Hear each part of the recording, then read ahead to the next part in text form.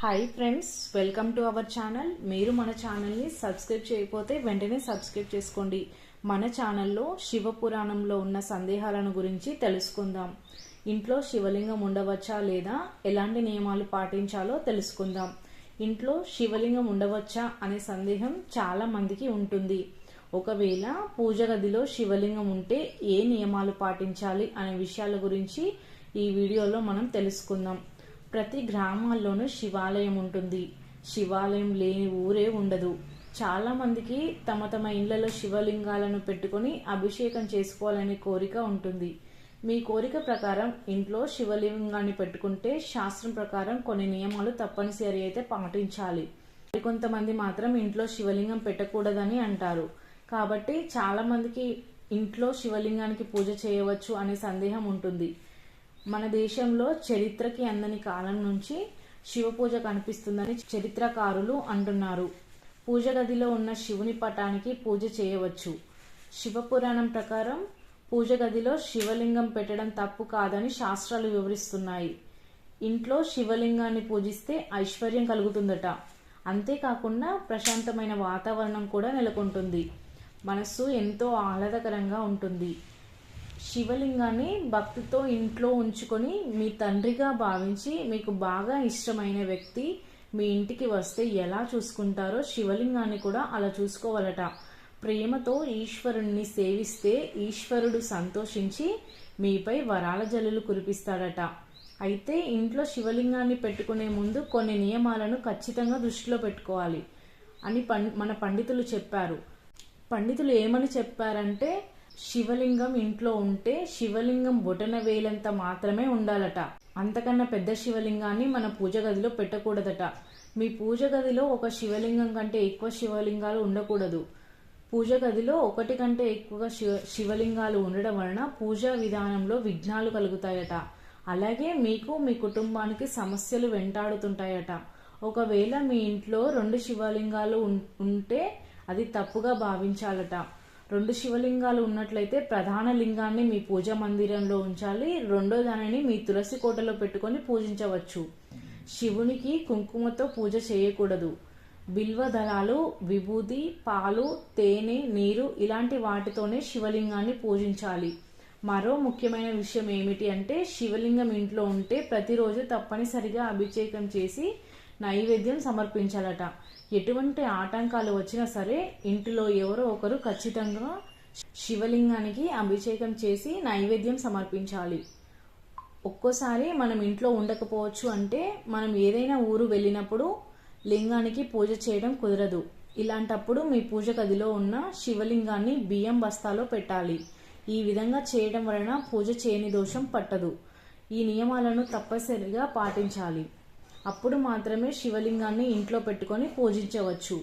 ఈ నియమాలను పాటించలేని వారు మాత్రం శివలింగాన్ని ఇంటిలో పూజించకూడదు. శివలింగం ఇంట్లో ఉంటే నిత్య పూజకు ఎలాంటి లోపం రానియకూడదు. శివుడికి నిత్యాభిషేకం చేయాలి. ఒక చెంబుడి నీటితో ఆ లింగాన్ని అభిషేకించిన తర్వాత శివుడు పులకరించిపోతాడట. కాబట్టి రోజు మీ శక్తి కొద్దీ భక్తి లోపం లేకుండా అభిషేకం చేయగలిగితే చాలు.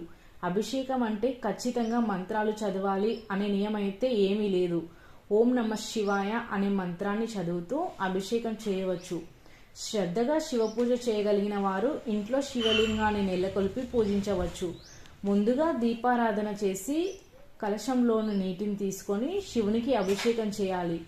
మీ పూజ గదిలో ఉన్న లింగం పొరపాటున కూడా తెలుపు రంగులో ఉన్న పాలరాతి లింగాన్ని పూజించవచ్చు. గదిలో పెట్టకూడదు అలాంటిది. ఎందుకంటే తెలుపు శివలింగాన్ని మహిళలు ముట్టుకోకూడదు. కాబట్టి ఈ విధమైనటువంటి శివలింగం ఇంట్లో ఉంచకూడదు. పూజ గదిలో ఉంచిన శివలింగానికి పసుపు సమర్పించకూడదు. శివునికి నిత్యం చందనాన్ని సమర్పించాలి. శివలింగానికి రోజు గంధం రాస్తే మీ జీవితంలో కష్టాలే ఉండవు. మీ ఇంట్లో ఉండే శివలింగం బంగారం, వెండి, క్రిస్టల్ లేదా ఇత్తడితో మాత్రమే ఉండాలి. ఇంట్లో ఎప్పుడు కూడా గాజు శివలింగాన్ని ఏర్పాటు చేయవద్దు. శివలింగాన్ని పూజించే సమయంలో తులసి ఆకులను మాత్రం సమర్పించవద్దు. శివునికి కేవలం బిల్వపత్రం మాత్రమే సమర్పించాలి. శివునికి పుష్పాలతో పూజిస్తే 10 అశ్వమేధ యాగాలు చేసిన పుణ్యఫలం దక్కుతుంది. కనీసం 8 పుష్పాలతో అయినా శివుడిని పూజిస్తే కైలాస ప్రాప్తి వరిస్తుంది. శివుని పూజకు వాడే పూలు వాడిపోకుండా ఉండాలి. కీటకాలు కొరికిన పువ్వులు శివ పూజకు పనికిరావు. శివ పూజలో ఒక గన్నేరు పువ్వును సమర్పిస్తే 1000 జిల్లెడు పూలను సమర్పించినట్లు. శివుడిని రోజు జిల్లెడు పూలతో అర్చిస్తే బంగారాన్ని దానం చేసినంత పుణ్యఫలం పొందుతారు. డబ్బు కావాలనుకునేవారు శివుడిని గన్నేరు పూలతో పూజించాలి. మోక్షం కావాలంటే ఉమ్మెత్త పూలతో శివుడిని పూజించాలి. సంతానం కావాలనుకుంటే శివుడిని ముళ్ళ పూలతో అర్చించాలి. శివ పూజకు పనికిరాని పువ్వులు మొగలి పువ్వు, సన్నజాజి, ఎర్ర గులాబీ, తెల్ల గులాబీలు, గురివింద. ఈ పువ్వులు మాత్రం పూజకి పనికిరావు. పురాణ గ్రంథాలను చెబుతున్నాయి. శివలింగాన్ని మీ ఇంటి ఈశాన్య దిశలోనే ఉంచాలి. ఎందుకంటే ఈశాన్య దిక్కు అంటే ఈశ్వరుని స్థానం. శివలింగాన్ని ఎప్పుడు కూడా పరిశుభ్రమైన ప్రదేశంలో ఉంచాలి. శివలింగాన్ని ఎప్పుడు కూడా నేలపై ఉంచకూడదు. మీ పూజ గదిలో ఉన్న శివలింగానికి ఒక రాగి పళ్ళెంలో కానీ ఇత్తడి పళ్ళెంలో కానీ ఉంచాలి. ఏ ఇంట్లో అయినా శివలింగాన్ని ప్రతిష్ఠిస్తే ఆ ఇంట్లో నందిని కూడా ప్రతిష్ఠించాల్సిందే. శివలింగాన్ని ఇంట్లో ఉంచితే రోజు ఖచ్చితంగా పూజించాలి. నిర్లక్ష్యం చేస్తే శివగ్రహం తప్పదు. శివలింగానికి రోజు నీళ్లు, పాలు, తేనె, ఇతర నైవేద్యాలతో పూజించవచ్చు. శివలింగాన్ని ఇంట్లో పెట్టుకొని పూజ చేయడం వలన మనకు ఎలాంటి కష్టాలు కలగకుండా జీవితం సుఖంగా సాగుతుంది. ఇక శివాలయంలోకి అడుగు పెట్టగానే శివుడి కంటే ముందుగా నందిని దర్శనం చేసుకుంటాం. శివుడు లాయకారుడు. శివుడు మూడవ కన్ను తెరిస్తే సృష్టి అంతమవుతుంది. అంతటి శక్తి పరమశివుడికి ఉంటుంది. కాబట్టి నేరుగా మనం శివుడిని దర్శించకూడదు. అలా చేయడం మంచిది కాదు. అందుకనే శివాలయంలో ఉన్న నంది కొమ్ముల మధ్య నుండి మనం శివుణ్ణి దర్శించుకోవాలి. శివుని వాహనమైన నంది చెవిలో మన కోరికలు చెప్పడం ద్వారా కోరికలు నెరవేరుతాయని విశ్వాసం. శివుడు ఎప్పుడూ తపస్సులోనే ఉంటాడు. ఆయన తపస్సుకు ఎలాంటి భంగం కలగకూడదు. అందుకే నంది ద్వారా మన సందేశాలను శివునికి తెలియజేస్తాము. Thank you for watching my video. మరిన్ని మంచి వీడియోస్ కోసం మా ఛానల్ని సబ్స్క్రైబ్ చేయండి.